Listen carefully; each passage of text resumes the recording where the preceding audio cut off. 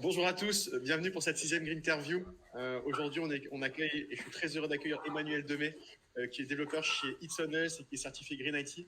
Donc, comme toujours, on va explorer les défis auxquels nos écouteurs sont confrontés, les avantages de l'utilisation du green coding et les moyens pour mesurer l'impact environnemental. Bonjour Emmanuel. Bonjour Anthony et bonjour à toutes et à tous.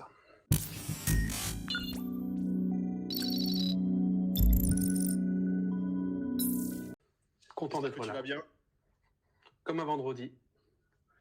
Exactement. Juste avant le week-end, tout va bien. Ok, Comment? super. Petite green time avant le week-end. Ce que je te propose, déjà, Emmanuel, c'est de te présenter. Si vous n'avez pas compris, je m'appelle Emmanuel. Je suis développeur depuis une quinzaine d'années maintenant. 10 ans de société de service, grosso modo, et je suis à mon compte depuis maintenant 4 ans. J'aime bien commencer à dire développeur parce que je souhaite mettre le paquet dessus pour montrer que je suis légitime pour parler de différents sujets. Donc je garde les mains dans le cambouis tous les jours chez mes clients. Donc je suis d'abord développeur. Je fais partie d'un collectif lillois mentionné par Anthony qui s'appelle It's On Us, qu'on pourra sûrement en reparler après. Dans les sujets de prédilection, à part le sujet qu'on va aborder aujourd'hui, il y a aussi tout ce qui est lié à l'accessibilité numérique. Je pense que je vais en reparler ce midi, mais si j'oublie, ça sera fait. Donc on a pas mal de sujets autour de l'accessibilité numérique, comment rendre les applications web utilisables par tout le monde. Et c'est pas encore ça, mais tout doucement, on y va. Effectivement, c'est pour ça qu'on est là et c'est pour ça qu'on essaie de travailler à travers ces green interviews et avec des interlocuteurs comme toi pour justement évangéliser les bonnes pratiques. Du coup, pourquoi tu as accepté notre invitation aujourd'hui, Emmanuel? Parce que j'accepte toutes les invitations. Non, je plaisante. J'aime bien parler. Donc, dès qu'on me dit Manu, tu viens pour parler d'un sujet qui me tient à cœur, je ne peux dire que oui. Prendre la parole, c'est un bon exercice pour essayer de vulgariser des choses. J'en parlais avec quelqu'un récemment, c'est que moi, quand je creusais un sujet, je me force à parler en public et de savoir comment le vulgariser le plus correctement possible. Donc ne vous inquiétez pas, le sujet abordé aujourd'hui, je ne l'ai pas creusé la semaine dernière pour pouvoir en parler aujourd'hui. Mais en tout cas, vulgariser, c'est une pratique que j'apprécie beaucoup. Et tous les sujets autour de l'impact environnemental des services numériques, c'est quelque chose qu'on entend de plus en plus parler dans les sociétés, quelle que soit leur taille. Et donc, mon but, c'est de partager la bonne information et que peut-être de vous donner envie de creuser le sujet ou en tout cas mettre en place des premières choses dans vos sociétés respectives. Superbe. Et bah du coup, ça enchaîne avec une question que je voulais vraiment te poser, c'est de quoi tu vas nous parler aujourd'hui? Bonne question. Non, je sais de quoi je vais parler. On va, avec ma casquette de développeur, ou vous de développeuse, en tout cas avec ma casquette de quelqu'un qui travaille sur des projets informatiques, qu'est-ce qu'on peut faire pour optimiser ou réduire l'impact environnemental qui lui est associé. Avant de parler de pratiques, d'outillage ou comment faire, on parlera peut-être de quel est vraiment l'impact du numérique au niveau environnemental, sociétal et autres critères pour qu'on ait tous la même information. Et suite à ça, on vous donnera des pistes sur qu'est-ce qu'on peut mettre en place en tant que société, en tant qu'équipe travaillant sur un projet numérique, afin de réduire tout ça. Voilà un petit peu le but de cette interview ce midi. Top, merci. Alors aujourd'hui, on va parler un peu de ton histoire aussi. Je trouve que c'est intéressant aussi de la mettre en avant. Qu'est-ce qui t'a amené, toi Emmanuel, à travailler dans le domaine du Green IT? Alors, le Green IT fait partie de la grande famille de ce qu'on appelle le numérique responsable. Et dans cette grande famille de numérique responsable, il y a pas mal de sous-problématiques, la sécurité, la RGPD, le IT for Green, le IT for Good, etc. Et l'une des brique qui est présente dans cette grosse casquette, c'est l'accessibilité. Comme déjà annoncé en introduction, je travaillais sur des sujets d'accessibilité depuis quasiment 10 ans maintenant. Donc c'était un sujet sur lequel je travaillais énormément chez mes clients. Et vous allez voir peut-être à travers mon discours que l'accessibilité et les sujets que je vais présenter aujourd'hui sont un petit peu liés. Je mettais en gras le terme un petit peu. L'un ne fait pas automatiquement un site accessible et vice-versa. C'est pas dans ce sens-là que je veux le dire, mais en tout cas, ça peut aider. Donc, comme j'avais déjà des bonnes bases en termes d'accessibilité, et suite à une rencontre sur l'île, notamment le créateur du collectif It's On Us, c'est grâce à lui que j'ai découvert toute cette connaissance que je n'avais pas du tout, qui était liée à l'impact sociétal et environnemental du numérique. En tant que consommateur du numérique, même si je suis développeur, donc je suis pas non plus je savais certaines choses, mais je n'avais pas ce niveau d'information. Je suis arrivé dans un domaine que je ne maîtrise pas du tout. Donc au début, quand on ne maîtrise pas du tout un domaine, on a un petit peu peur. On se dit par où on va. Mais comme je suis j'ai un petit peu foncé tête baissée, j'ai commencé à creuser le sujet et depuis 3 ans, 4 ans maintenant, je n'ai pas arrêté. Donc on va dire que pourquoi je suis arrivé là, c'est mes connaissances de base en accessibilité numérique, une rencontre avec Anthony Le Cerf du collectif It's On Us, et ça en découlé des missions, du conseil, de la formation, du passage de certification qu'on parlera aussi tout à l'heure, sur ces sujets. Et on va voir que quand on parle de bonnes pratiques quand on travaille sur un projet informatique, pour réduire l'impact environnemental, souvent c'est du bon sens. En fait, j'ai l'impression d'être un peu biaisé quand je parle de ça, parce que pour moi c'est logique. Toutes les problématiques que je vais présenter aujourd'hui, pour moi et pour d'autres personnes que j'ai déjà écoutées, la conclusion qui en sort à chaque fois, c'est du bon sens. Mais comme on est tous, moi le premier, quand on fait un projet, on a nos œillères, on ne regarde pas à côté, on développe, on ne réfléchit plus, on est time-boxé avec la mise en prod qui est prévue la veille, et donc on ne fait plus attention et on ne développe plus sous contrainte, je raborderai ça après également, bah, souvent le bon sens, on l'oublie. Donc il faut s'ajouter des garde-fous, des points de contrôle plutôt, à intervalles réguliers dans la vie du projet pour s'assurer qu'on ne dévie pas. Ok. Voilà. Et du coup, voilà, on parle beaucoup de Green IT, du coup, de numérique responsable. Moi, j'aimerais qu'on creuse un peu ce point qui est important aussi pour nos auditeurs. C'est toi, comment est-ce que tu définis le green coding? Alors, déjà, excuse-moi de te le dire, Anthony. Quand tu m'as envoyé les questions, j'ai laissé le terme. Mais en fait, j'aime pas le terme green coding. Je l'ai fait exprès, hein, je ne te l'ai pas dit. Déjà, quand l'impact environnemental, en tout cas les leviers, on verra tout à l'heure où se situe l'impact en majorité, en tout cas quand on parle de choses à faire pour réduire l'impact environnemental d'un service numérique, 2/3 des leviers arrivent avant les mains des développeurs et des développeuses. 2/3 des leviers. Totalement. Donc lors de la conception technique et fonctionnelle. Donc, je dis ça, je comprends ce que tu veux dire derrière le terme green coding, mais faut faire attention au discours de certaines sociétés qui disent « Ah, on fait des optimisations techniques, on fait du green coding et tout ça ». Mais le développeur ou le développeuse, quand il reçoit une fonctionnalité à développer, si cette fonctionnalité elle n'est pas réfléchie, mûrie, nécessaire, utile à l'utilisateur final, bah, le développeur il va faire un truc très bien techniquement, il n'y a aucun souci, mais c'est grosso modo une fonctionnalité qui ne sert à rien. Si une fonctionnalité ne sert à rien, pourquoi on la développe, pourquoi on la met en production? Donc c'est pour ça que je préfère le redire, 2/3 des leviers, quand on parle d'optimisation des impacts environnementaux, se situent avant les mains des développeurs et développeuses.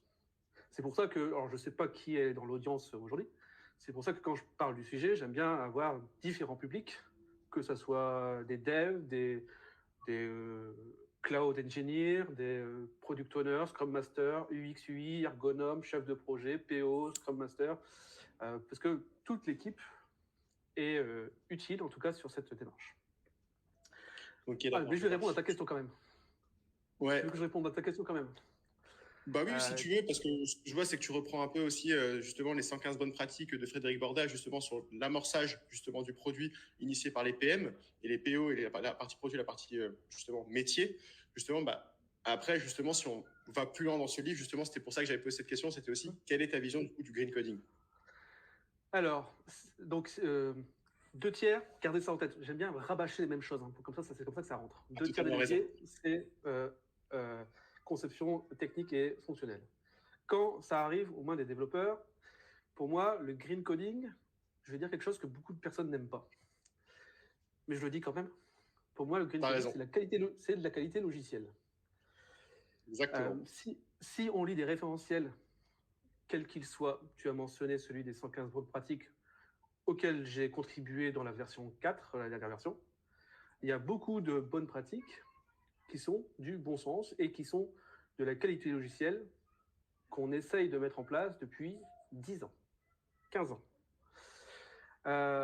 Mais c'est toujours bien de le rappeler, c'est toujours bien d'écrire noir sur blanc les choses à vérifier, parce que comme je l'ai indiqué, comme on a nos œillères quand on développe des produits, bah, c'est bien d'avoir des points de contrôle parce que souvent on passe à côté. Donc le green coding, pour moi, c'est surtout un ensemble de règles qui permettent d'améliorer au premier abord l'expérience utilisateur vécue sur votre site web. Le gros problème qu'on a à l'heure actuelle, des développeurs et développeuses, et encore une fois, à chaque fois, je me mets dans le paquet, c'est qu'on ne travaille plus sous contrainte. On a nos magnifiques bécanes, nos magnifiques MacBook Pro, on a nos gros écrans, on est sur une connexion filaire, etc. Quand on développe un truc et que ça marche, on va dire que ça marche partout, on ship en prod. En fait, ça marche chez moi parce que je suis dans un environnement optimisé. Est-ce que la fonctionnalité que je viens de développer fonctionne sur un téléphone peut-être de vieille génération, peut-être avec un écran plus petit, peut-être avec des capacités mémoire, CPU moins importantes? Bah ça, je ne sais pas, il y a des sociétés qui font la vérification, mais la plus grande majorité des clients sur lesquels je travaille, on ne fait absolument pas la vérification. Pareil, est-ce que la fonctionnalité que je développe est fonctionnelle pour quelqu'un qui n'est pas sur une connexion filaire comme la mienne, quelqu'un qui est en 3G, 4G ou autre? Est-ce que l'expérience utilisateur, elle est la plus optimale possible? Et donc, pourquoi je dis ça? Parce que je ne sais pas si on en reparlera peut-être après, mais les utilisateurs, 37% des utilisateurs renouvellent leurs terminaux utilisateurs. Pourquoi? Parce qu'ils ont l'impression que leur téléphone rame. Pourquoi leur téléphone rame? Parce que déjà, ils n'ont pas la connaissance, ils ne sont pas experts du numérique. Donc pour eux, quand leur téléphone rame, ils ne savent pas pourquoi, parce que ce n'est pas leur métier. Et donc, leur automatisme, ça va être quoi? Ça va être sûrement d'aller renouveler leurs terminaux utilisateurs dans leur magasin de prédilection, juste pour en avoir un nouveau, et juste pour avoir l'impression qu'il marche beaucoup mieux que celui qu'il avait juste avant. Et donc, pourquoi les utilisateurs ont l'impression que les téléphones rament? C'est parce qu'on développe excusez-moi l'expression, hein, mais des grosses bouses, ce qu'on appelle des obésiciels, des grosses applications qui ne font qu'engrossir. Pourquoi? Pour quel besoin? Ça, on ne sait pas. Et donc, c'est à cause de ça que nos téléphones, nos desktops ou autres terminaux numériques ont l'impression qu'ils rament à travers le temps. Donc, les pratiques de green coding, c'est des choses qui vont nous permettre de réduire ce sentiment auprès de nos utilisateurs que le fait d'utiliser mon service numérique, ça fasse ramer, grosso modo, leur terminal. On a plusieurs outillages, plusieurs métriques qui existent, mais j'aime bien parler aussi que ces pratiques de green coding, c'est de l'expérience utilisateur. c'est assez lié à l'expérience utilisateur, parce que le but final, c'est que l'expérience sur le téléphone, quel qu'il soit, d'un utilisateur, soit la plus optimale possible, et qu'il n'ait pas l'impression que son téléphone rame à cause de mon site ou à cause de mon application native si je suis développeur Android ou iOS. D'accord, ok. Et du coup, pour toi, c'est quoi, toi, les défis auxquels tu es confronté en tant que professionnel du Green IT?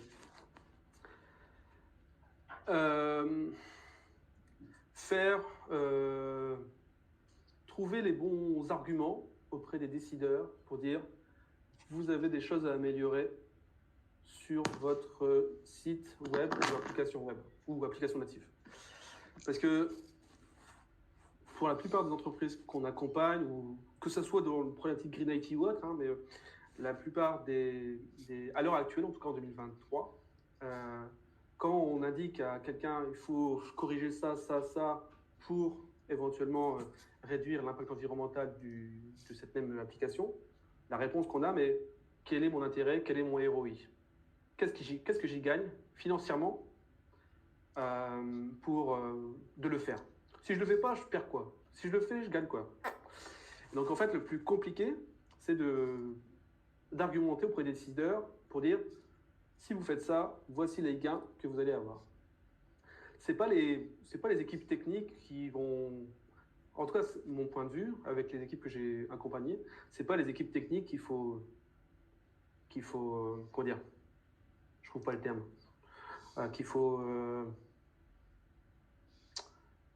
les équipes techniques qui sont toujours OK pour aborder ces sujets-là, mettre en place des bonnes pratiques, mettre en place des points de contrôle, il n'y a aucun souci. Le plus challengeant, c'est travailler avec les responsables ou les décideurs des équipes. Donc c'est ça le plus challengeant. Donc en fait, quand on aborde ça, on essaie de trouver des arguments thunes, malheureusement, à l'heure actuelle, en 2023, pour argumenter, que ce soit du Green IT ou de l'accessibilité numérique, il faut trouver des arguments thunes pour pouvoir faire changer les choses.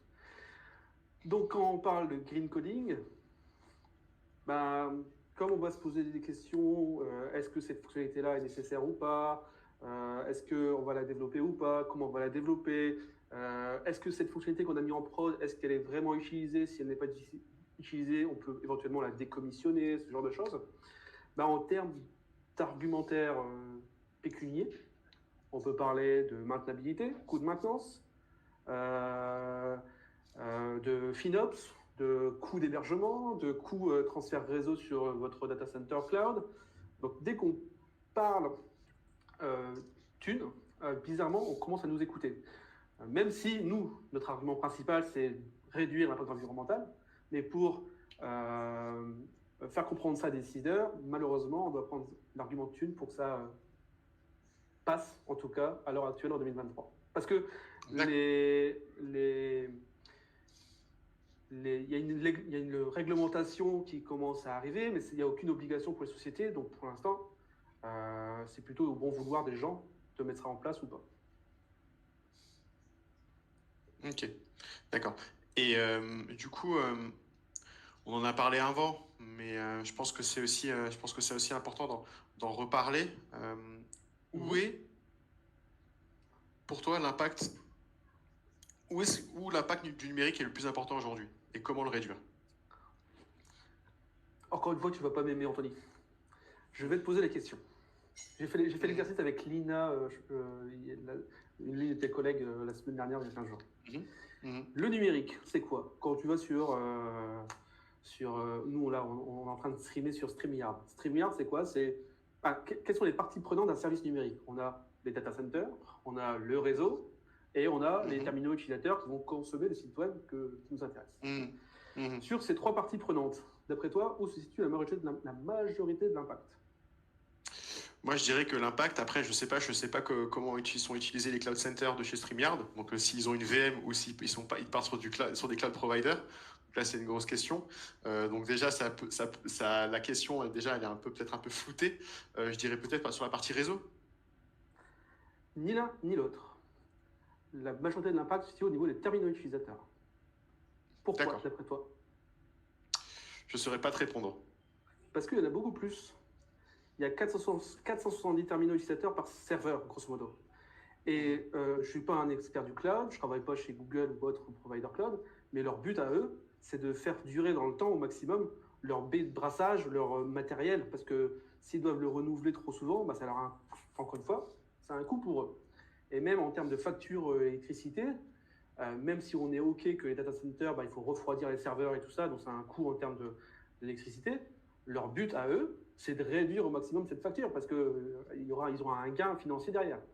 Donc la majorité de l'impact, c'est ni le data center qu'on pourrait, dans notre imaginaire, on pourrait dire que c'est les gros data centers où se situe la majorité de l'impact. Ce n'est pas là. Ce n'est pas le réseau, c'est les terminaux utilisateurs. Je ne suis pas là pour dire qu'il n'y a rien à faire au niveau des data centers, qu'il n'y a rien à faire au niveau du réseau. Moi, je suis de l'école qui a des optimisations à faire en fonction des appétences qu'on a et en fonction de nos connaissances. Il y a sûrement des choses, il y a des choses à faire sur les trois parties prenantes pour réduire l'impact. Ça, il n'y a pas de débat. Mais l'impact prioritaire, l'impact principal plutôt, se situe au niveau des terminaux utilisateurs. Et donc, au niveau de ces terminaux utilisateurs, d'après toi, est-ce que c'est la fabrication qui est le plus impactant ou l'utilisation du terminal? Je dirais peut-être l'utilisation. Eh ben non, c'est la fabrication. Et je dirais même mieux, c'est même pas la fabrication dans l'usine en Chine, j'ai pas envie de mentionner le nom, c'est même pas la fabrication dans l'usine en Chine, c'est l'étape d'avant, l'étape de pré-manufacturing où on extrait des métaux pour fabriquer nos petites merveilles. Dans un téléphone, il y a 50 à 60 métaux, très compliqués à réutiliser après, hein, ils sont tellement soudés les uns dans les autres. Et donc, c'est la phase de pré-manufacturing où la majorité de l'impact environnementaux, sociaux sont les plus impactants. Donc, le but, si on n'a qu'une seule chose à faire pour réduire l'impact du numérique, c'est d'allonger la durée de vie de nos terminaux utilisateurs et d'éviter d'en acheter trop souvent et trop pour nos besoins. C'est ça, si on devait faire qu'une seule chose aujourd'hui, ce serait ça. D'accord. Okay. Comment la réduire? Ouais. Non, on verra ça après, mais tu as donné 2 mauvaises réponses, si je blague. Mais comment on sait que la majorité de l'impact se situe au niveau des terminaux et non pas au data center? C'est pas Manu qui l'a inventé, hein, et puis c'est pas que le collectif It's On Us qui dit ça, il n'y a pas de débat sur ça. Et en fait, on fait ce qu'on appelle une ACV, une analyse de cycle de vie, où on regarde pour un produit. Le produit peut être physique, un téléphone, ou numérique, un site web. On regarde tous les impacts environnementaux de l'état de pré-manufacturing, donc extraction des ressources, jusqu'à la fin de vie. Donc tu fais une ACV d'un data center, d'un téléphone, d'un ordinateur, d'un écran. C'est ce qui a été fait et c'est grâce à ça qu'on est capable de savoir que le plus important, c'est les terminaux utilisateurs et c'est la phase de fabrication le plus important. Ok, super. Et justement, pour nos auditeurs, est-ce que tu aurais justement ce lien pour que les gens puissent se documenter dessus? Je ne les connais pas par cœur. Vous allez sur le blog de greenIT.fr. Alors, je ne peux pas taper sur le chat, mais vous tapez greenIT.fr, qui est un collectif français, l'un ou le plus ancien français. Je ne sais pas si c'est le plus ancien, mais en tout cas l'un des plus anciens. Et là, il y a un blog où vous retrouverez toutes les informations que je viens de citer sans aucun problème. Ok, super. Bah, écoute, merci beaucoup Emmanuel.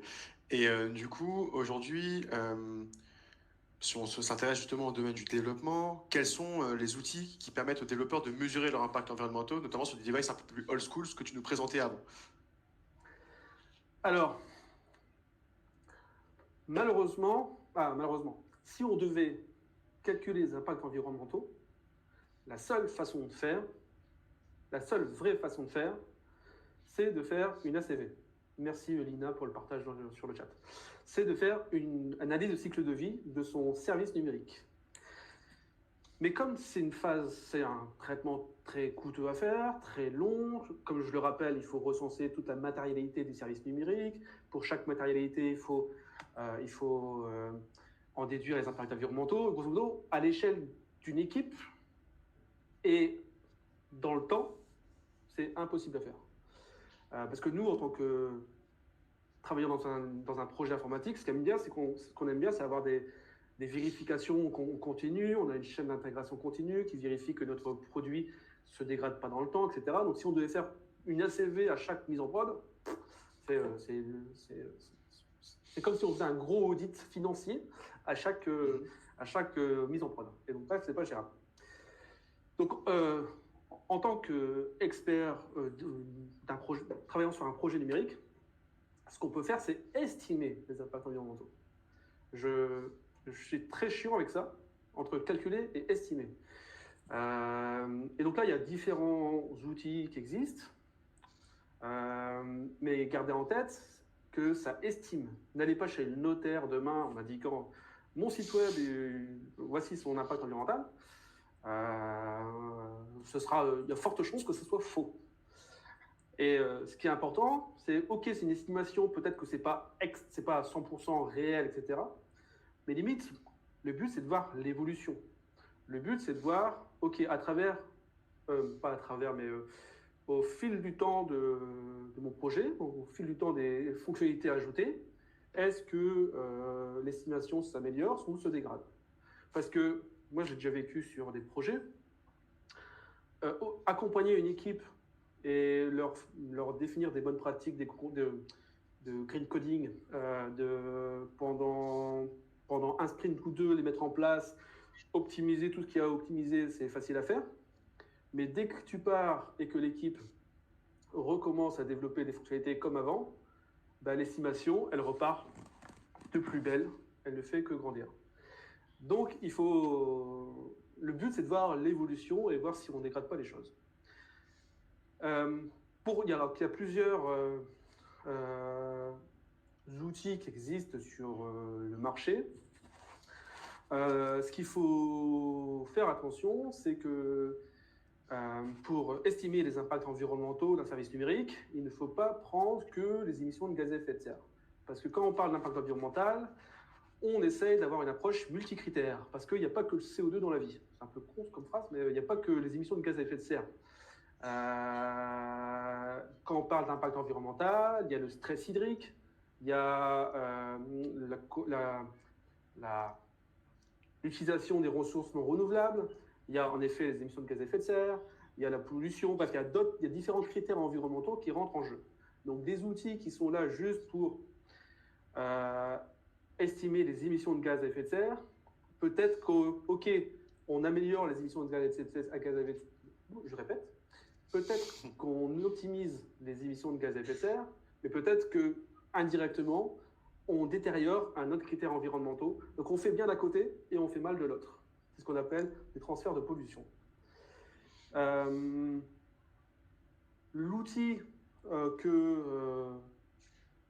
qui a l'avantage d'être simple à utiliser, qui se base sur un modèle statistique qui a été réalisé suite à des vrais ACV.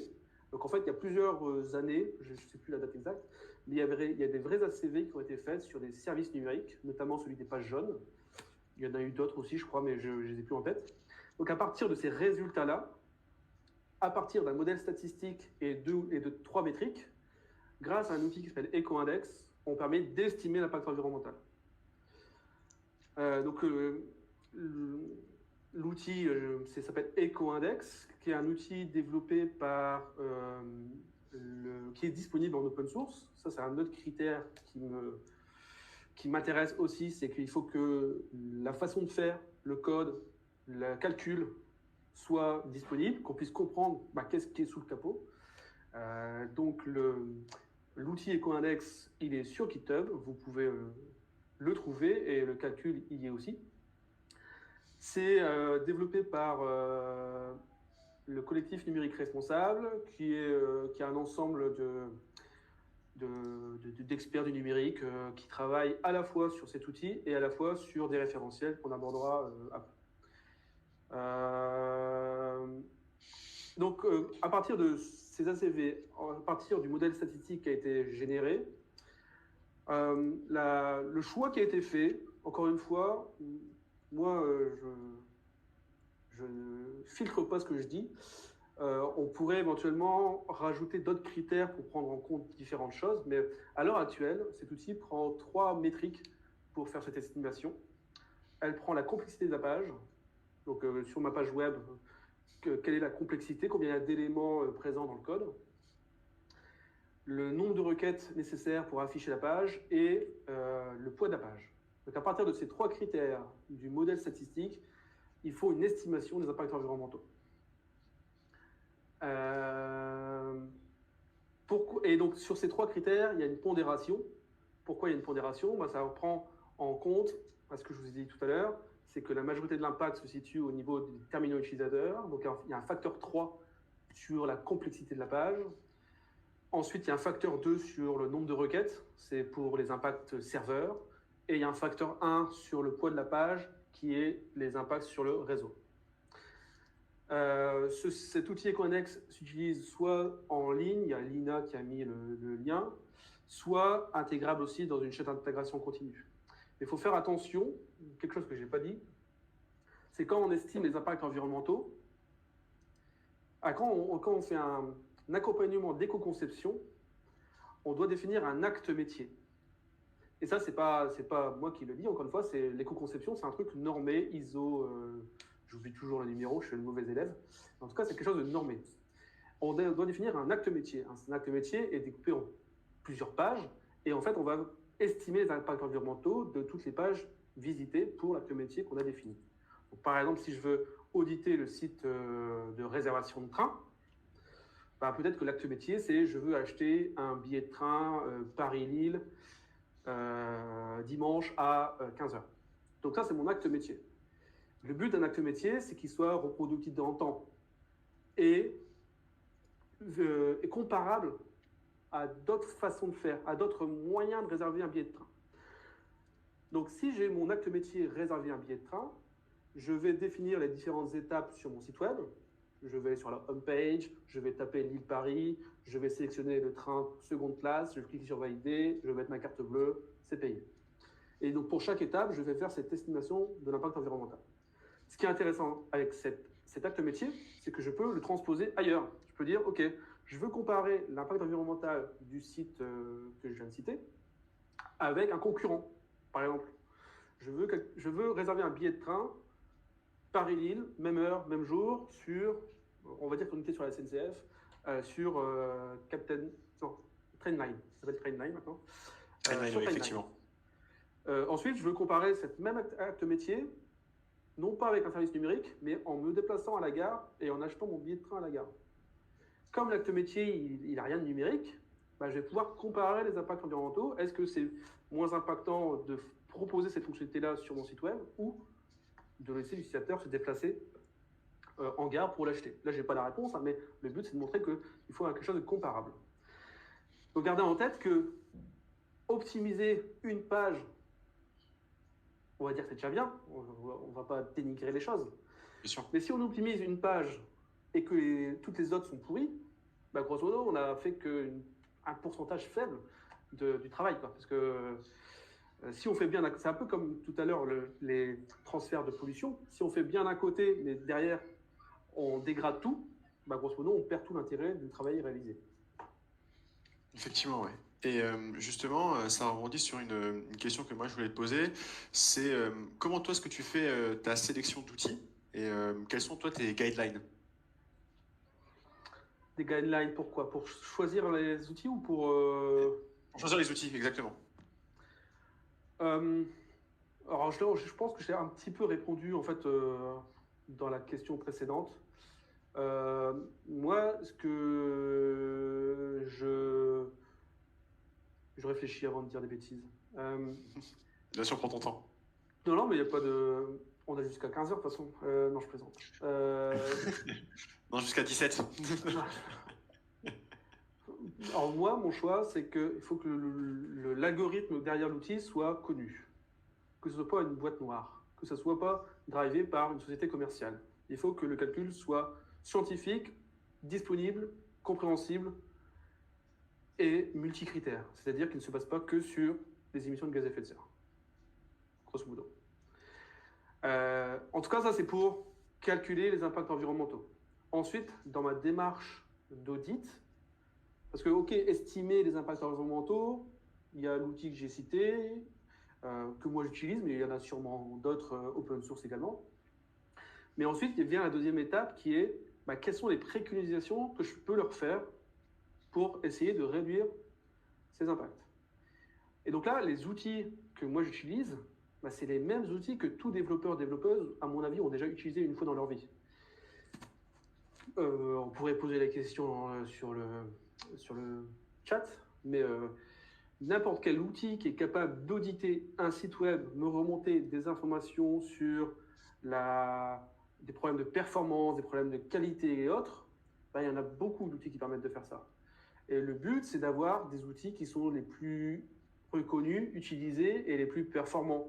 Donc là, moi, par exemple, il y a Lighthouse, par exemple. Donc je n'utilise pas Lighthouse pour estimer l'impact environnemental, mais j'utilise Lighthouse pour qu'il me donne des billes sur, ok, Lighthouse me retourne ça, ok, s'il retourne ça, ça voudrait dire éventuellement qu'il y a ce type de problème quelque part. Je creuse ensuite, voir si j'ai raison ou pas. En fait, ça me donne des informations sur des choses à chercher ou pas dans le code. C'est sûr qu'au début, la première fois qu'on fait ça, c'est un petit peu une boîte noire, parce qu'on ne sait pas par où commencer, on n'est peut-être pas habitué à faire des audits ou ce genre de choses, mais à force d'en faire, la plupart des erreurs, vous la trouvez dans la première entreprise, dans la deuxième que vous allez faire, dans la troisième, dans la quatrième. C'est tout le temps les mêmes bêtises qu'on rencontre. Et donc ce genre d'outils permet de vous donner des petites informations. J'ai cité Lighthouse, mais le meilleur outil du monde, c'est la console du développeur. Pour ceux qui ne sont pas développeurs ou développeuses dans l'audience, dans un navigateur web, les développeurs, ils ont un petit outil qui est intégré au navigateur, que ce soit Firefox, Chrome ou autre, qui les aide dans leur phase de développement. Et grâce à cet outil, on pourrait utiliser que cet outil pour auditer un site web. Ce sera un petit peu plus long, mais on pourrait le faire sans aucun souci. Et après, il y a d'autres métriques, il y a d'autres outils qui existent, les Core Web Vitals, qui sont des métriques définies pour vérifier la qualité le temps de chargement d'une page. Donc ça pourrait nous donner des informations aussi complémentaires. Il y a des outils en ligne comme Page Insight ou autres. Tous ces outils, en fait, vous mettez ça dans votre toolbox. Ça ne vous permet pas d'estimer l'impact environnemental, mais ça vous permet de donner des pistes sur qu'est-ce qu'on peut améliorer pour réduire l'impact environnemental de notre service numérique. Ok, d'accord. Et du coup, aujourd'hui, si tu devais déterminer un ordre de priorité pour nos auditeurs sur les outils à utiliser dans un ordre de priorité, tu choisirais quoi? Déjà, faire une première estimation, c'est de voir de où on part. Parce que si vous faites des améliorations, mais les améliorations, elles sont pas, on va dire, pas les prioritaires, l'impact est minime, et que vous ne savez pas de où vous partez, vous n'allez pas voir l'historique des améliorations réalisées. Donc, la première étape, quand on essaye de creuser ce sujet-là, c'est de savoir de où on part. De où on part, c'est qu'on fait une première estimation via EcoIndex ou via un autre outil similaire pour avoir, ok, aujourd'hui, le 8 décembre 2023, voici l'estimation des impacts environnementaux de l'acte métier que j'ai choisi. À partir de là, comme j'ai indiqué, et on fera la démo tout à l'heure, je crois, mais comme le EcoIndex sur base sur 3 métriques, comme ces 3 métriques sont pondérées, comme je l'ai indiqué, si on veut avoir le plus fort levier, c'est qu'il faut se travailler premièrement sur la complexité de la page. Est-ce que c'est nécessaire d'avoir une page avec énormément d'éléments qui sont un petit peu peut-être inutiles? Est-ce qu'on ne peut pas revoir la conception de la page pour essayer de l'optimiser? Souvent, on prend l'exemple de Yahoo versus Google. ou SNCF versus Trainline. Yahoo, on a un moteur de recherche. Google, on a un moteur de recherche. Mais sur Yahoo, on a... ça fait longtemps que je n'ai pas été sur Yahoo, mais à l'époque, en tout cas... Tu m'étonnes. Il y avait, en plus de ça, il y avait la météo, l'horoscope, les news, j'en passe et autres, sachant que peut-être la fonctionnalité principale la fonctionnalité principale de la majorité des utilisateurs de Yahoo était d'aller sur Yahoo pour le moteur de recherche. À quoi ça sert de polluer visuellement la page avec des choses que l'utilisateur n'a pas besoin? Versus Google, où Google, quand tu veux aller sur le moteur de recherche, bah, tu ne peux pas te tromper parce qu'il n'y a que ça. Tu as juste le champ de recherche où tu tapes ta recherche. Et ensuite, c'est à l'utilisateur de faire le choix. S'il veut aller voir les actualités, les images, les vidéos et autres, c'est à l'utilisateur de faire le choix et de cliquer au bon endroit. Mais il n'a pas par défaut. Donc là, c'est pour ça que deux tiers des leviers arrivent avant les développeurs, dans la phase de conception logicielle et technique. Vous avez vu, hein, je le redis encore une fois. Merci de le rappeler, Emmanuel, c'est bien. Je pense qu'il faut rabâcher donc, pour que les gens puissent comprendre aussi, de répéter l'information pour que ça soit bien enregistré. C'est super. Et surtout, j'ai oublié ta question. Je parle, mais j'ai oublié ta question. Les priorités, en fait, déjà, je crois. Exactement, on est au 1 tiers là. Justement, ce que je te propose, c'est que là, il y a une question qui vient d'arriver. Je vais te la faire afficher, je vais la lire pour toi. Il y a une première une question de la part de André Lambert, qui, de nos jours, l'une de nos grosse pollution, c'est la batterie des PC portables qui ont une durée de vie trop courte. Quelle solution serait plus green pour limiter cette pollution, selon vous? Enfin, selon toi, du coup, puisqu'on se tutoie. Ouais. Déjà, c'est de se renseigner auprès Alors, ça, je pense... Alors, c'est peut-être lié aux pratiques de développement que... Alors, sur les PC, je ne sais pas, mais sur les téléphones portables, souvent quand la batterie se décharge trop rapidement, c'est souvent un problème logiciel des applications qu'on installe et qui ne sont pas optimisées. Donc ça, il n'y a pas de débat, et donc c'est encore une fois assez lié au sujet d'aujourd'hui de l'éco-conception et du green coding. Pour les desktops, personnellement, je n'ai jamais... Ça doit être lié, je réfléchis en même temps, ça doit être quand même lié, mais peut-être déjà se renseigner auprès du provider, on n'appelle pas ça un provider, mais la société qui vous... Je ne sais pas si c'est le monsieur qui pose la question est une société ou un particulier, merci. Si c'est une entreprise, déjà se poser la question, est-ce que la personne qui nous vend notre parc informatique, est-ce que le problème technique des batteries n'est pas quelque chose de connu? Et peut-être que de revoir le partenariat avec la personne qui nous vend le parc informatique pour essayer de trouver quelqu'un qui vend un parc informatique optimal et éventuellement, si on détecte un problème de batterie ou autre, qu'il nous renouvelle sans aucun souci les terminaux.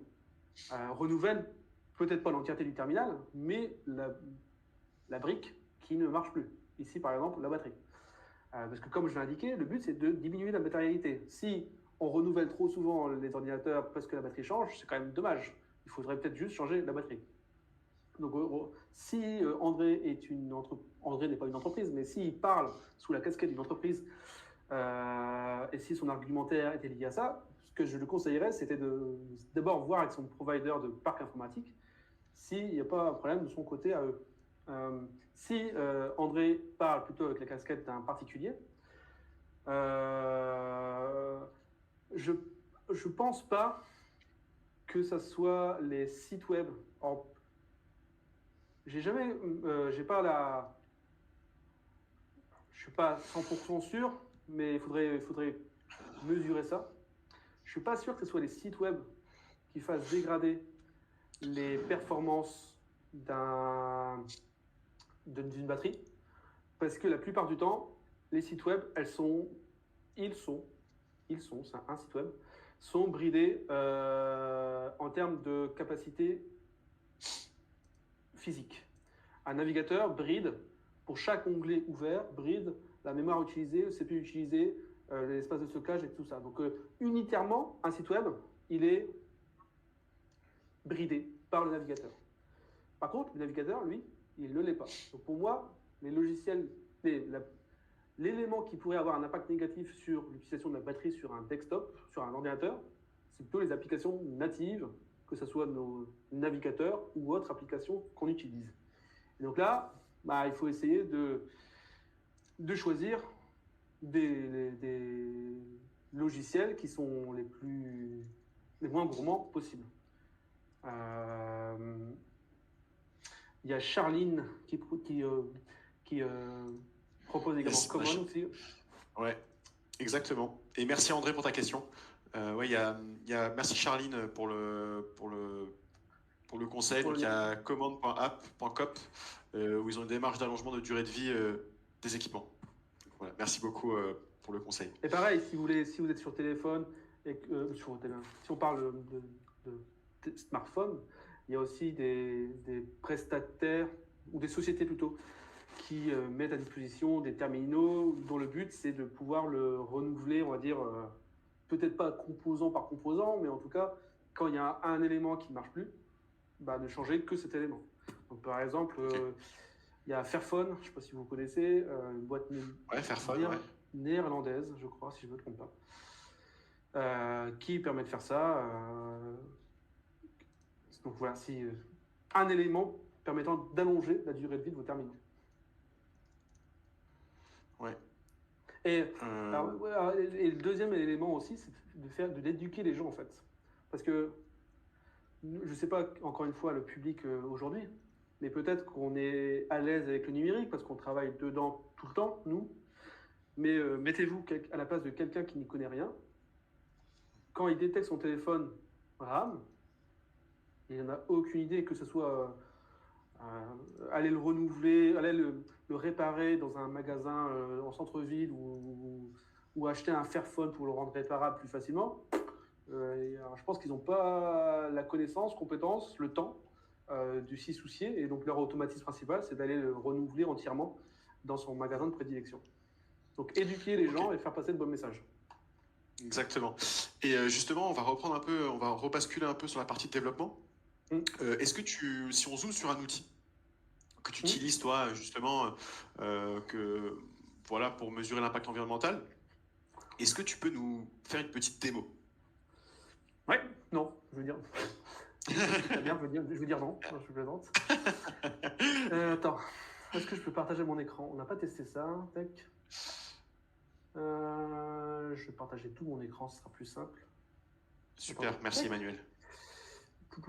Je vais agrandir ça. Partager l'écran. Tac. Est-ce que vous voyez mon écran? Ouais. Alors là, j'ai ajouté. Est-ce que les gens voient l'écran? Normalement. Attends. Hop. Tu me dis quand c'est bon.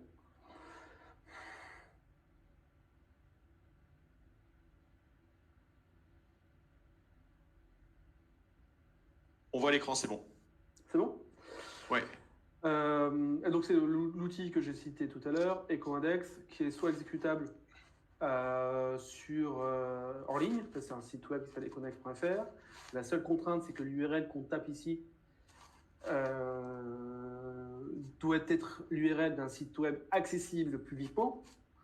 Si c'est un intranet ou autre, ça ne marchera pas parce que l'intranet ne sera pas accessible depuis les serveurs de EcoIndex. Il y a d'autres alternatives à ça. Et donc, on tape l'URL. Je l'ai fait en avance de phase. Ne me demandez pas pourquoi. J'ai choisi totalenergy.com. Ça me sort ce type de résultat. Et donc là, si vous avez bien retenu ce que j'ai dit, là, je n'ai audité qu'une seule page, la page d'accueil de ce site. Si on veut éco-concevoir, on éco-conçoit un acte métier. Donc, j'aurais dû définir l'acte métier que je souhaite réaliser sur ce site-là, définir toutes les pages et ensuite faire le même travail sur toutes les pages que j'en aurais listées. Ici, sur cette page-là, on voit ici que j'ai une note de 45 sur 100. Plus c'est grand ou plus c'est proche de A, mieux c'est.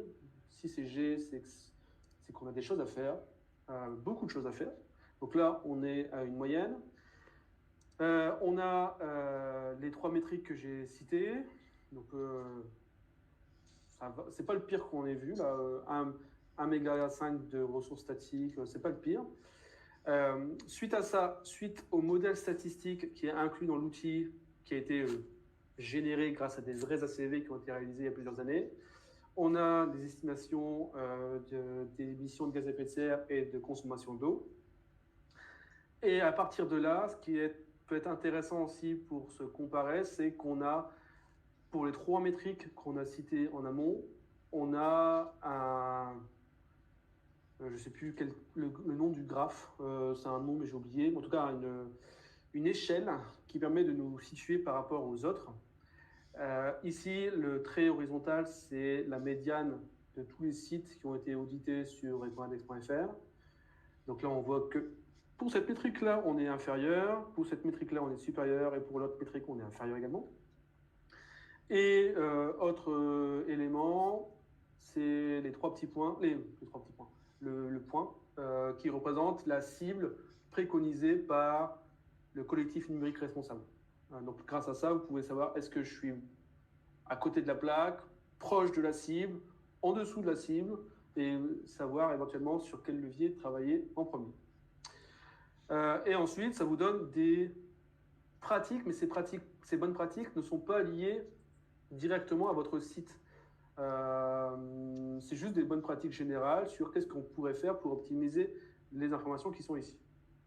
Ces bonnes pratiques, avant de parler des bonnes pratiques, si votre site n'est pas accessible depuis l'extérieur, il y a un plugin également qui existe pour les gens qui sont développeurs et développeuses, un plugin qui s'appelle Green IT Analysis, qui est installable sur Firefox ou Chrome, qui permet de faire le même traitement aussi. Je lance l'analyse là, et puis il va me sortir le même score qui est défini ici. Donc là, grâce à ça, je peux faire le calcul, même si le site n'est pas accessible depuis l'extérieur, depuis le grand public, on va dire.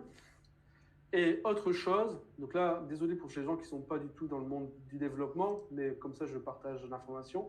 Si vous voulez intégrer ça dans une chaîne d'intégration continue, c'est-à-dire dans toute la partie automatisation que vous mettez en place pour s'assurer de la bonne qualité du logiciel à travers le temps, ben on paraît sur la même organisation GitHub du CNUMR, le collectif numérique responsable. On a un module qui nous permet de lancer ça automatiquement. Donc là, en fait, on peut dire, à chaque fois que je fais une nouvelle version de mon produit, je lance Ecoindex. Si l'Ecoindex est inférieur ou supérieur à un seuil, bah, automatiquement, ma chaîne d'intégration continue ne fonctionnera plus et ma fonctionnalité ne sera pas mise en production. Je ne vais pas mettre en production quelque chose qui dégrade les impacts environnementaux de mon site. Ok, d'accord. J'ai mentionné des référentiels tout à l'heure ici. Je crois que c'était là. Non, c'était pas là, c'était là. Les référentiels, il y en a beaucoup. Tu l'as mentionné en début de présentation, best practice. Il y a historiquement le plus ancien, c'est celui des 115 bonnes pratiques. Déjà, pourquoi 115 bonnes pratiques? C'est qu'en fait, entre 1995 et 2015, le poids d'une page web a été multiplié par 115. Donc le 115 vient de là. Malheureusement, depuis 1995 à 2023 maintenant, on est plus à fois 155 en termes de poids de page. Donc je ne suis pas là pour vous dire qu'il faut développer des pages web comme en 1995, avec des pages blanches ou des textes noirs, mais peut-être qu'il y a un juste milieu entre ce qu'on fait à l'heure actuelle et éviter d'avoir des sites web qui font 6 ou 7 mégaoctets, comme je le vois malheureusement assez souvent. Donc il y a ce référentiel de bonnes pratiques. On ne va pas rentrer dans les détails, mais et on pourra partager les liens dans le chat. Mais il y a d'autres référentiels qui existent. Il y a le référentiel de l'Institut numérique responsable. Il y a le RGESN qui est le référentiel poussé par la direction interministérielle du numérique. Il y a également un référentiel au niveau de l'AFNOR. Et donc, moi, ce que je conseille, c'est déjà prendre connaissance de ces référentiels, de comprendre les différentes règles, voir les choses que vous faites pas, et essayer éventuellement de commencer à mettre des choses en place chez vous, dans vos entreprises. On l'espère, c'est que dans le temps, il y aura un seul référentiel commun, un peu comme dans l'accessibilité numérique. Quand on parle d'accessibilité numérique, on a le référentiel RG2A. Là, un jour, on aura un seul référentiel commun pour les impacts environnementaux qui sera à notre disposition.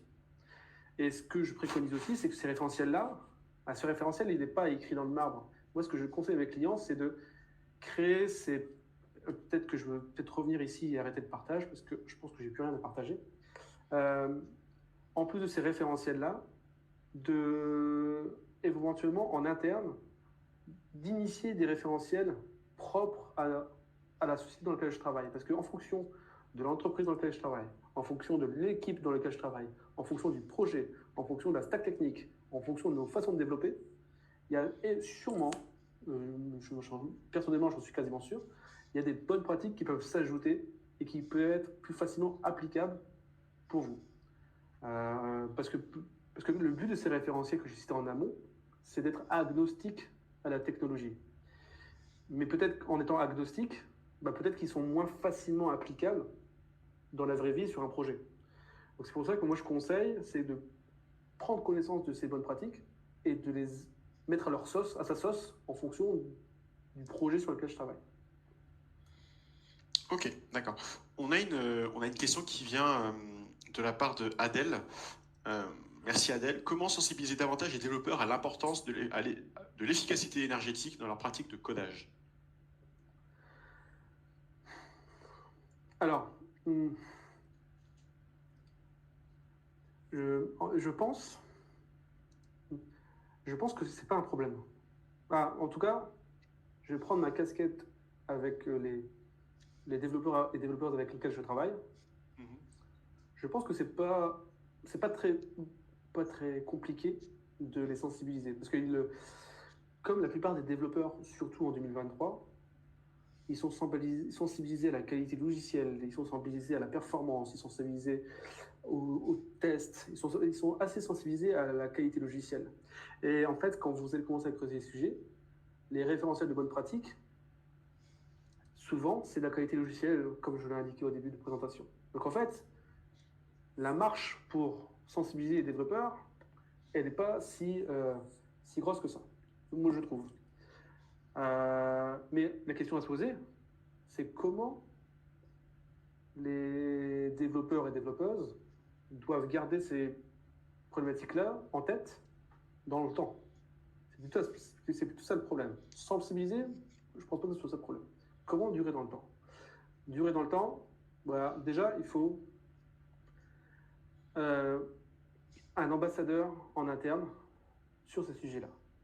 Si on n'a pas quelqu'un, si le numérique responsable dans les équipes de développement, donc je mets la grosse bulle numérique responsable, si ce n'est pas sponsorisé par quelqu'un et pour lequel on n'a pas un ambassadeur qui est là pour driver les communautés, driver les guildes, faire monter en compétence les gens, etc., dans le temps, faire monter en compétence les nouveaux qui arrivent, etc., ça ne marchera jamais.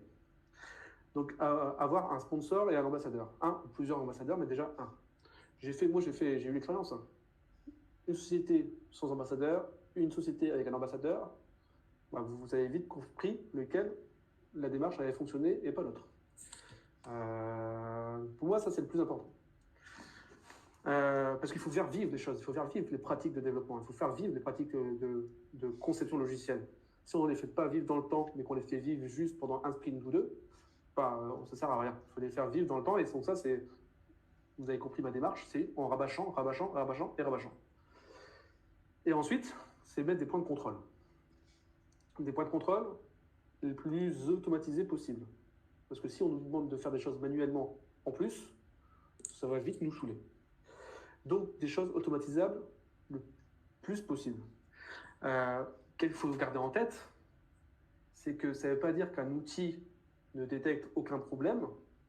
Ça, c'est un argument général, gardez ça en tête. Si un outil ne nous retourne pas de problème, ça ne veut pas dire que notre site est parfait.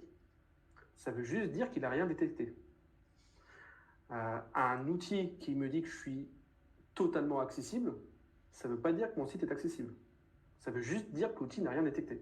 C'est pareil pour les bonnes pratiques green coding qui nous intéressent aujourd'hui. Mais au moins, on a un point de contrôle automatisé. Et au moins, ça nous fait gagner un peu de temps. Et donc ça, on met un outil en place, les développeurs, développeuses, DevOps, ils savent le faire pour avoir des points de contrôle. Ensuite,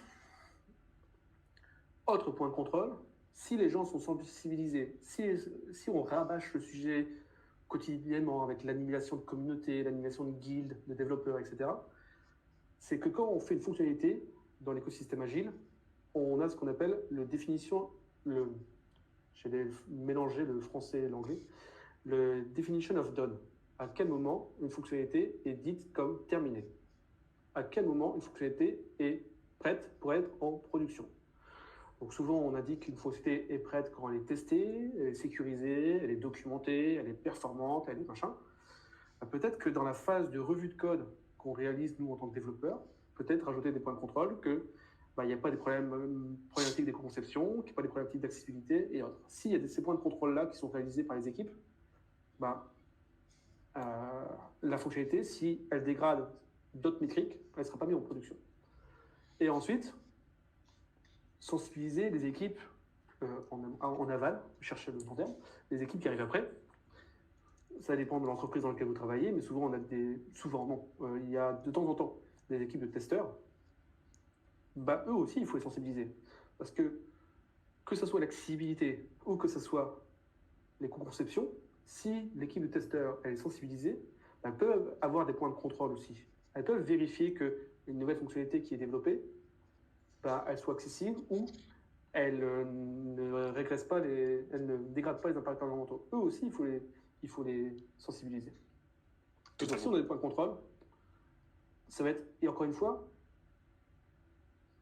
souvent on me pose la question, Manu, quel est le surcoût? C'est la question qu'on me pose. Quel est le surcoût de faire un site accessible et ou éco-conçu? Peut-être qu'au début, en effet, je ne suis pas dans le monde des bisounours, il y a un surcoût, parce qu'il faut monter en compétences, il faut que la machine démarre. Mais à force, ça va être un automatisme. C'est comme quand on apprend une nouvelle langue. Au début, on fait des fautes, mais à force de pratiquer, on se pose même plus de questions.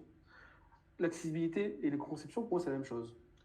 L'accessibilité numérique, quand on connaît les bases, quand on sait sur quoi on doit travailler sur les points de contrôle, quand je développe quelque chose, pour moi, à l'heure actuelle, ce n'est plus un surcoût. Je sais ce que je dois faire, c'est un automatisme.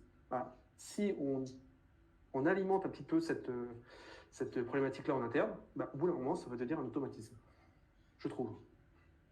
Ok, d'accord. Merci pour ta réponse. On a une autre question qui vient de popper. Existe-t-il des normes ou des certifications spécifiques liées au green coding? Alors, les certifications...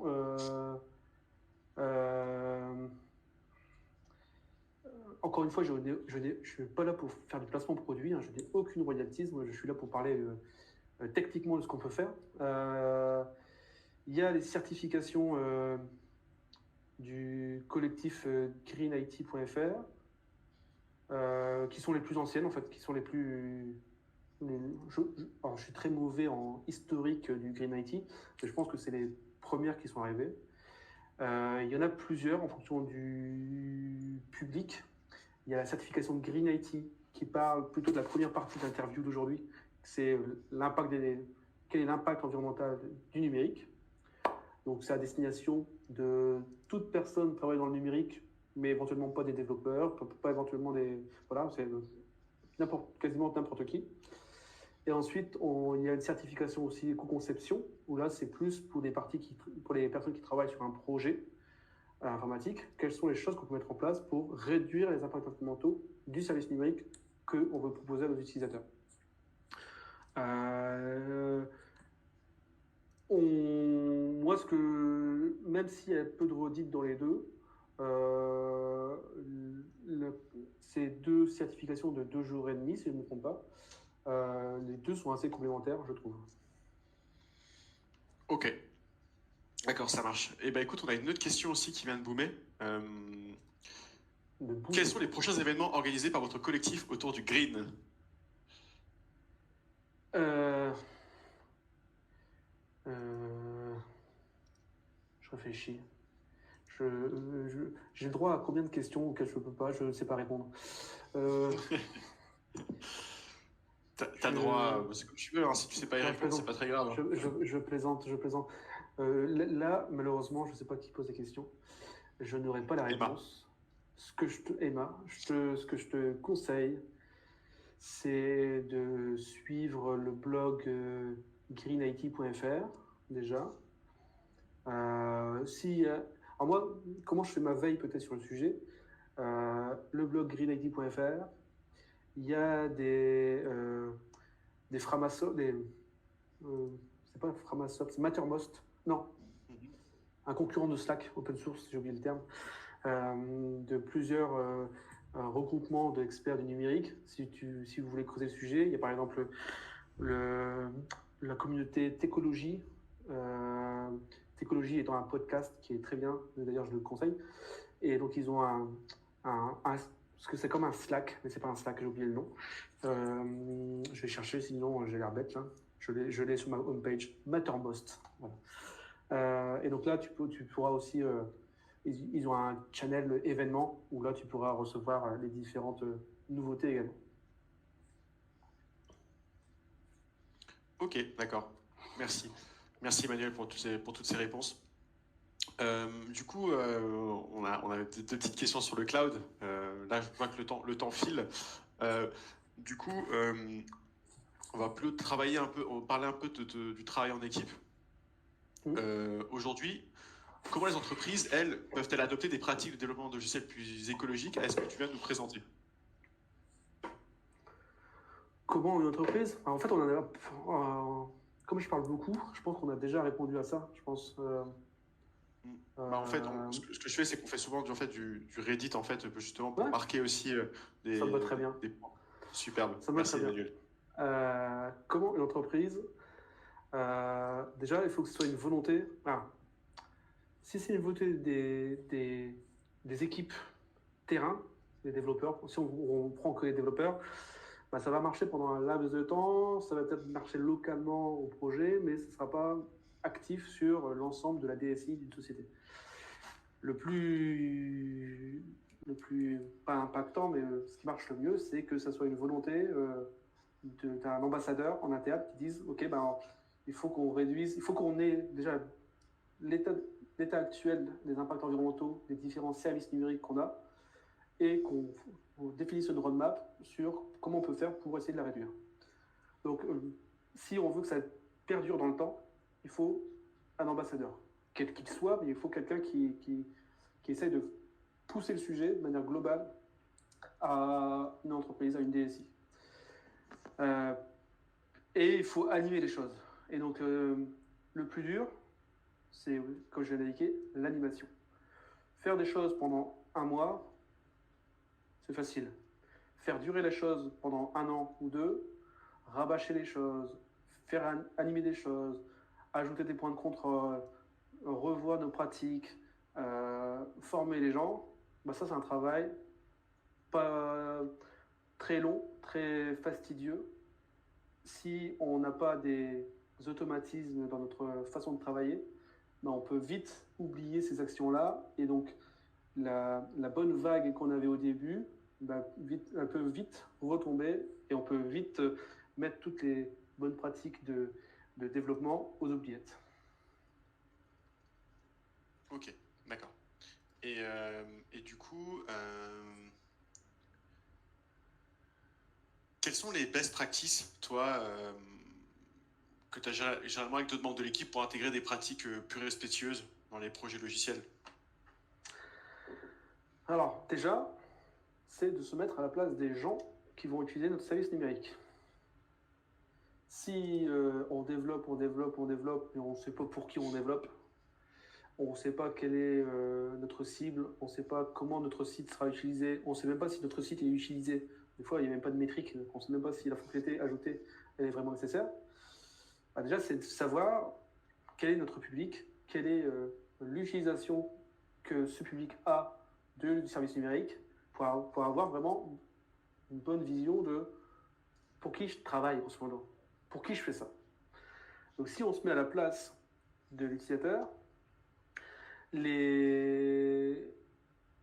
souvent quand on est dans des équipes de développement, on a des rituels. Il y a différents types de rituels en fonction de l'entreprise dans laquelle on est.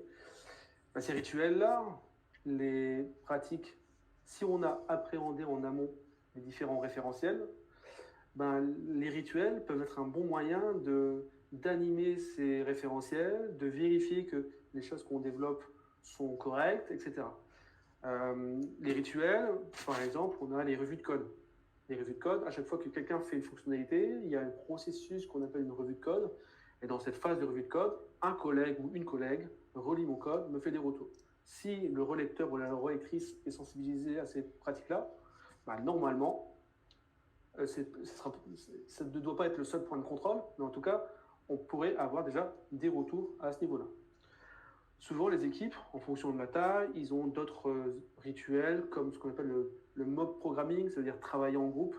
On développe une fonctionnalité, on est tous, peut-être pas tous derrière le même clavier, mais en tout cas, on est tous ensemble, on développe une fonctionnalité. Si tout le monde ou une partie des gens est sensibilisé, ça peut argumenter sur comment je peux faire pour implémenter telle ou telle fonctionnalité, etc. Donc, il n'y a pas de pardon, il n'y a pas de rituel à ajouter.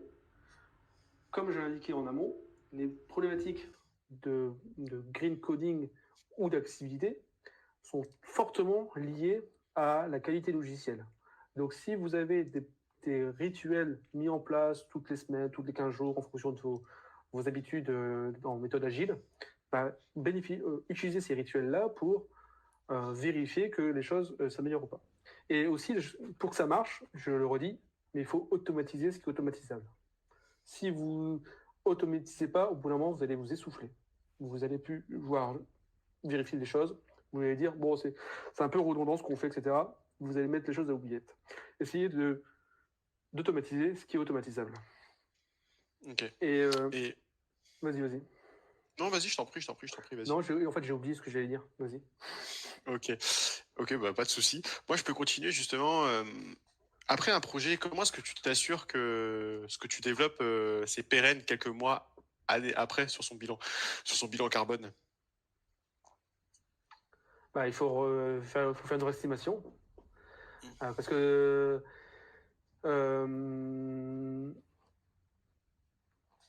alors déjà, première problématique, c'est si tu fais une fonctionnalité, ce qu'il faut garder en tête, c'est de vérifier est-ce que cette fonctionnalité est vraiment utilisée. Parce qu'à l'heure actuelle, chez mes clients, je crois que je ne connais aucun client qui se pose la question, tiens, la fonctionnalité qu'on nous a forcé à ajouter l'année dernière, est-ce qu'elle est vraiment utilisée aujourd'hui, le 8 décembre 2023 ? Souvent, les gens ne se posent pas la question. La fonctionnalité en prod, il ne faut surtout pas y toucher. Mais est-ce que c'est vraiment nécessaire de la garder? Parce que si on la garde, cette fonctionnalité, c'est un coût d'hébergement, c'est un coût de transfert réseau, c'est un coût data center, ça a un coût de maintenabilité. 70% des fonctionnalités qui sont en prod sont peu ou pas utilisées sur un site web. Donc déjà se poser la question, déjà en amont se poser la question, est-ce que c'est vraiment nécessaire de développer cette feature?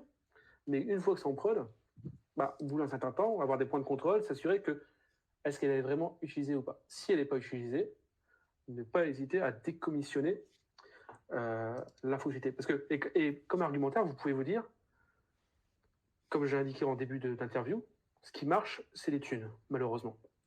Si on indique à quelqu'un, on décommissionne une fonctionnalité, bizarrement, il y a forte chance que la facture d'hébergement de le data center va se réduire.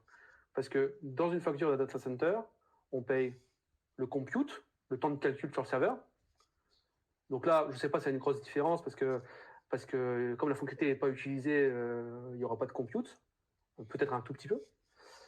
Il y a les transferts réseau, tout ce qui rentre dans le serveur et tout ce qui sort dans le serveur, on les paye aussi. Donc moins il y a de code, moins il y a d'échanges avec le serveur, plus la facture sera réduite. Donc si vous voulez un argumentaire, vous pouvez partir sur ce niveau-là. Et donc, si malheureusement, c'est pas le bon terme, mais si cette fonctionnalité-là est vraiment utilisée et qu'on la garde en prod, Le seul moyen de vérifier que l'acte métier, son impact environnemental ne se dégrade pas dans le temps, c'est qu'il faut, à intervalles réguliers, de manière intégration continue, déploiement continu, amélioration continue, vérifier que les impacts environnementaux ne sont pas dégradés dans le temps grâce aux outillages que j'ai présentés tout à l'heure. Et en fait, il y a même des sociétés, j'en ai vu une en tout cas, qui intègrent ces scores-là, Eco-Index, mais également d'autres métriques comme les Core Web Vitals ou autres, dans leur dashboard de monitoring. Souvent, ils utilisent des dashboards comme Datadog. Je ne sais pas si le public connaît ça, mais Datadog, c'est une boîte américaine. Non? Elle doit être américaine. Datadog, c'est une boîte française, mais ça a été créé par des Français. Ouais, ça a été créé par des Français, mais c'est encore français ou c'est américain? Ça a été créé par des Français, ça c'est sûr? Ouais, je sais plus. Ouais, c'est encore français, ouais. Ok, alors excusez-moi pour les gens. Mais ils sont aux États-Unis. Ouais, c'est ça, j'ai eu un doute. Je savais que c'était créé par des Français. Et en fait, tout ça pour dire qu'il y a certaines sociétés, en plus de leurs métriques serveurs, ils incorporent dans Datadog les métriques de Eco-Index pour voir l'évolution dans le temps. Et donc, grâce à ça, ils sont capables de voir, tiens, tel jour, on a fait une nouvelle fonctionnalité, on a shippé en prod, on voit que suite à cette mise en prod, l'Eco-Index a été détérioré. Ou ils font ça aussi pour l'accessibilité. L'accessibilité, il y a des outils aussi qui existent, comme Axe, A-X-E. Pareil, ils ajoutent le résultat de Axe dans Eco-Index, dans Datadog, pour voir l'évolution. Et donc, ils disent, tiens, tel jour, on a fait une mise en prod. Tiens, bizarrement, le score de Axe s'est détérioré. C'est cette fonctionnalité-là, et donc il y a des choses à améliorer à ce niveau-là. Si on n'a pas de point de contrôle, on ne peut pas avancer à l'aveugle, quoi. Ok. Et justement, quelles sont les ressources que toi, tu recommandes le plus à nos auditeurs?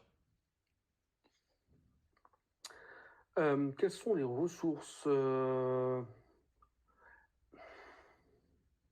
pour se former? Pour se former, alors moi quand j'ai commencé à creuser le sujet, peut-être que je vais énoncer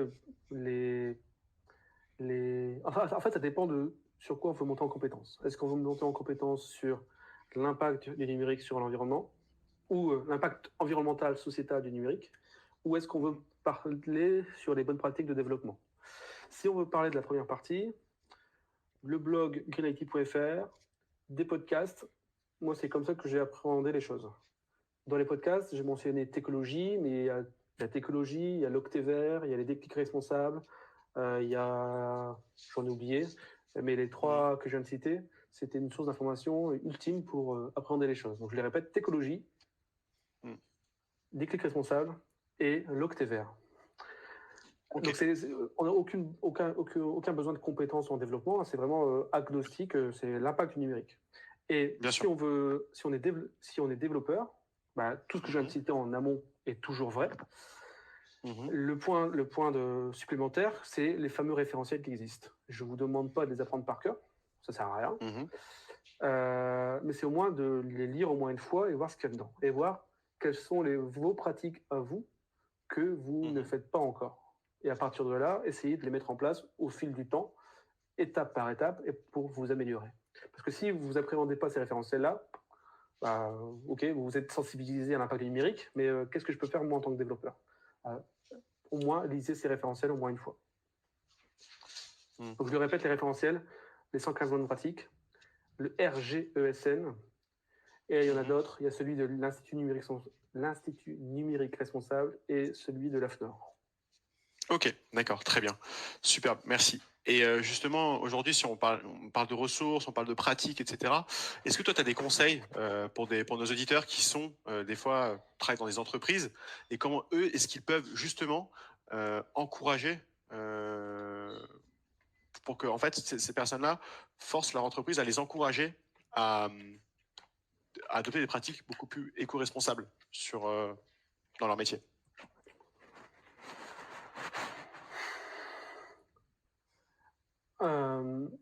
En fait, il faut...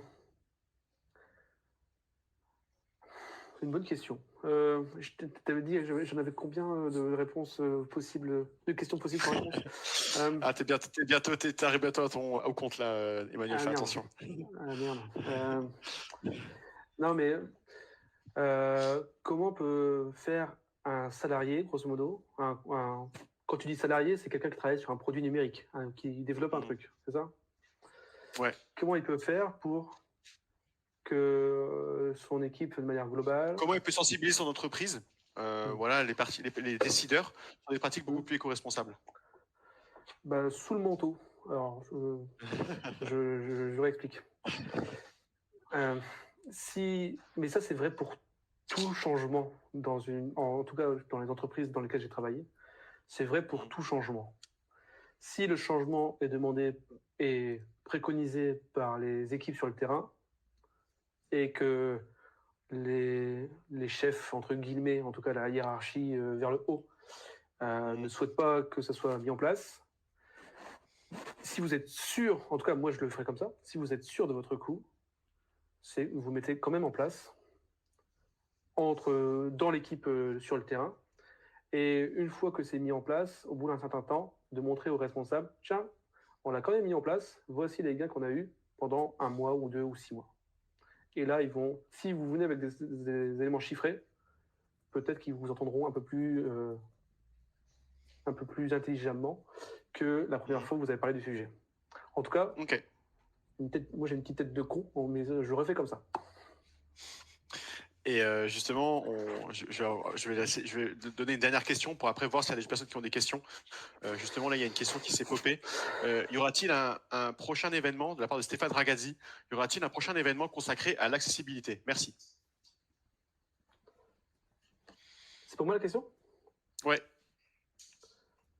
Et en fait, j'ai pas compris la question, excuse-moi, Anthony. Est-ce qu'il y aura un nouvel... Je vais répéter. Ouais. Y aura-t-il un prochain événement consacré à l'accessibilité?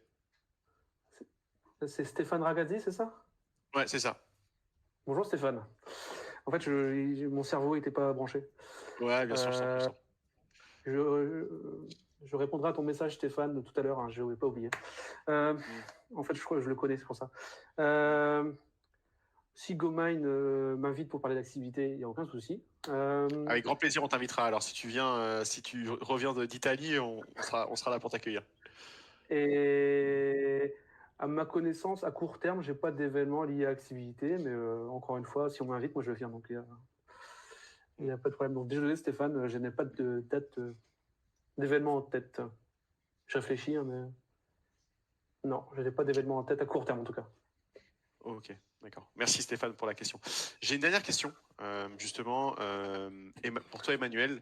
C'est comment est-ce que maintenant les utilisateurs peuvent-ils encourager les entreprises à adopter des pratiques de développement logiciel plus écologiques? Et là, je te fais un petit clin d'œil par rapport à ce que tu nous as présenté avant.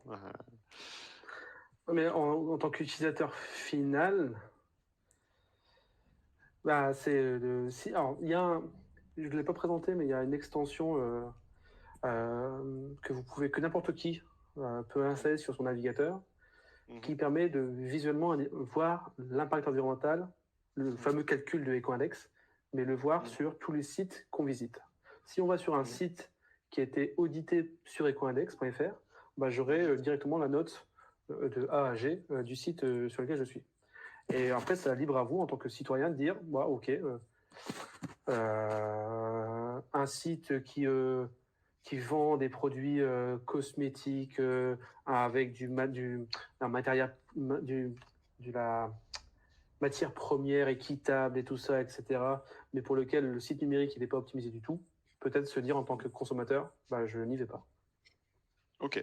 Et peut-être que, et encore une fois, on touche au portefeuille.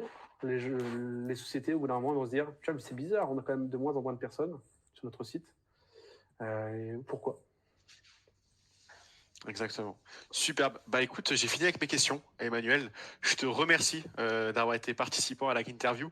Alors, si quelqu'un a des questions, n'hésitez pas à en poser. Comme ça, on pourra vous y répondre. On vous laisse 1 minute et si pas de questions à ce moment-là, on mettra fin à cette interview.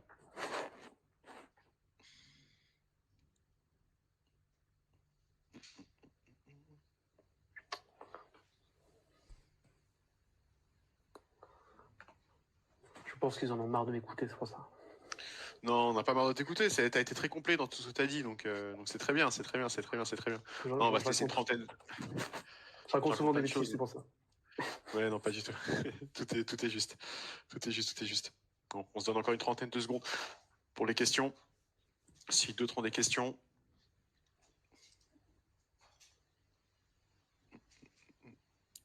Une trentaine de secondes. En tout cas, je suis disponible. N'hésitez pas à me pinguer sur Twitter, LinkedIn ou autre. Je réponds normalement, peut-être pas immédiatement, mais en tout cas, je réponds aux messages. Ouais, donc voilà, n'hésitez pas à lui poser un maximum de questions et il sera disponible justement pour vous y répondre. Nous, on se retrouve du coup le mois prochain, au mois de janvier, pour commencer l'année avec une nouvelle Green Interview. On vous annoncera aussi le nouveau speaker. Donc, ça sera toujours orienté côté green. Et du coup, ce que je vous propose, c'est qu'on arrête cette Green Interview et je vous dis du coup au mois prochain. Merci à tous. Bonne journée et bon week-end.